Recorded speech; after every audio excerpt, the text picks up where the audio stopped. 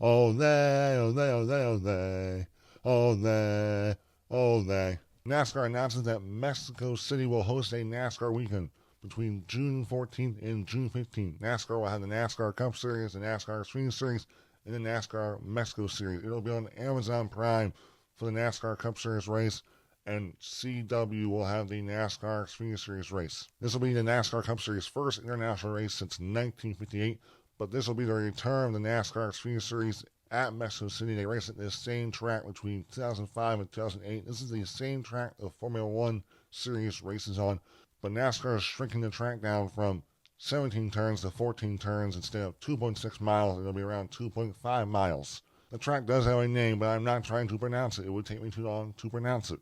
But overall, this is super big for NASCAR. They've been wanting this. There was rumors about it happening last year, and NASCAR's finally got it. This is super big for Daniel Suarez. He helped with the announcement of this race, and now he'll get a race. Daniel Suarez is the only Mexican driver in the top series of NASCAR, and now he gets a race in his home country. I bet you there's going to be a lot of Daniel Suarez fans. I hope it's a ton of fans for him. Now, NASCAR will be taking away one of the Richmond dates for this race, so they're getting rid of a short track, adding a road course. There was a lot of debate about that. To me, you cannot pass up the opportunity to have an international race. That's what NASCAR has been wanting for a long time. Now, I don't know how the racing will be at the road course. The road course package has not been great for NASCAR. Now, I know they're working on trying to get a softer tire, so hopefully tire wear is a big thing. I watched some F1 highlights to see how this track is laid out, but I haven't really went into it, so I couldn't really give you much detail. Hopefully it's good, but I think this is bigger than just a race. This is massive. NASCAR going into a different country to show off their sport. Now, a big thing is Kyle Busch will be allowed to race in this race. Last year, I believe he was caught with a handgun in his bag going through security. He got detained. There's a whole shebang with that. He is clear to go. So Kyle Busch will be in this field. Now, NASCAR says they're still committed to Richmond. They still plan to put on the best possible event at Richmond, but this deal with Mexico City is a multi-year deal. So we can expect NASCAR racing in Mexico City for a long-term future, and that's pretty cool. Congrats to NASCAR. Last thing is Chevrolet mad at Parker Retzlaff for the way he raced the last couple laps of the Coke Zero Sugar 400, where we saw Harrison Burton get his first career win. Parker Retzlaff was the one that gave Harrison Burton the winning push, and he ended up helping a Ford over a Chevy. When Kyle Busch was leading this race, controlling this race, Parker Retzlaff gave Harrison Burton the winning push. And now recently, Parker Retzlaff has been doing some media. There's a quote: "I wasn't trying to do anything malicious or harmful. Me being young and feeling like I had a shot to win, maybe I made a wrong decision. I don't know. It's not what I meant to happen.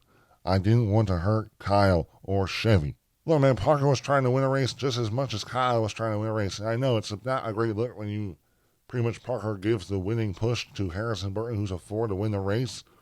But also Parker was trying to win the race as well. I mean, if Parker clears Kyle Busch while pushing Harrison, Parker could get down to Kyle's lane and then get pushed by Kyle. Who knows? There's a lot of scenarios that go on through these races that end up allowing people to have positions to win races.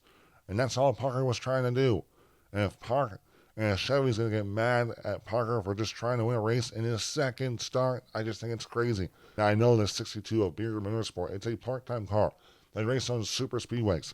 I believe it was a prepared RCR car too, so there's a lot of things that went wrong there. I do believe in the Richmond race, Parker Retzlaff had to race in this 66 for Timmy Hill Racing, so he had eligibility to race on the bigger tracks. It's like a way NASCAR goes. And I guess it was a Ford that he raced in. The 66 was a Ford. People were connecting the fact that the 66 was a Ford and he raced a Ford before he raced a Chevy, all this stuff. In addition to this, Parker Retzlaff races in the number 31 full-time for Jordan Anderson Racing in the NASCAR Speed Series, which is a Chevy team. But he has an alliance with Chevy, he has a relationship with Chevy. So, look, man, I understand why Chevy's mad, but dude, all Parker was trying to do was just win a race just as much as Kyle was.